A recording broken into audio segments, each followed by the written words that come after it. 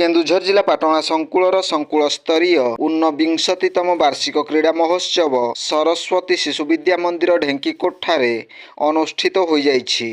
परिचालना समितिर सभापति राधाकांत बेहेरा उद्घाटन करी खेल संबंधी गुरुत्वपूर्ण बाणी प्रदान करथिले। खेल समारोह रे ढेंकीकोट सरपंच खैर नायक जोग दैथिबा बेले परिचालना समितिर सदस्य विकास बेहेरा और सदस्या सरस्वती नायक जोग देई पुरस्कार प्रदान करथिले। स्थानीय शिशु विद्या मंदिरर प्रधान आचार्य लोकनाथ महांत अतिथि परिचय प्रदान करथिबा बेले संकुल संयोजक गणेश्वर कर धन्यवाद अर्पण करथिले।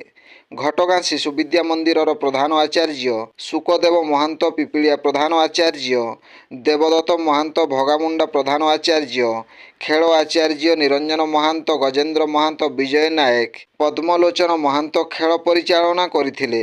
विभिन्न शिशु विद्या मंदिररू 170 जन शिशु भाई भौणी अंशग्रहण करिथिबा बेले स्थानीय शिशु विद्या मंदिरर रंजिता राणी कर जयंती बेहेरा मनोरमा महांत कुशुला महांत सौदामिनी प्रधान हरप्रिया महांत प्रेमलता महांत जशवंत प्रधान विदेशी नायक त्रिलोचन माझी बैलोचन राउत बैलोचन नायक संजू और मीना अपा प्रमुख सहयोग करथिले। ब्यूरो रिपोर्ट जनजागरण ओडिया।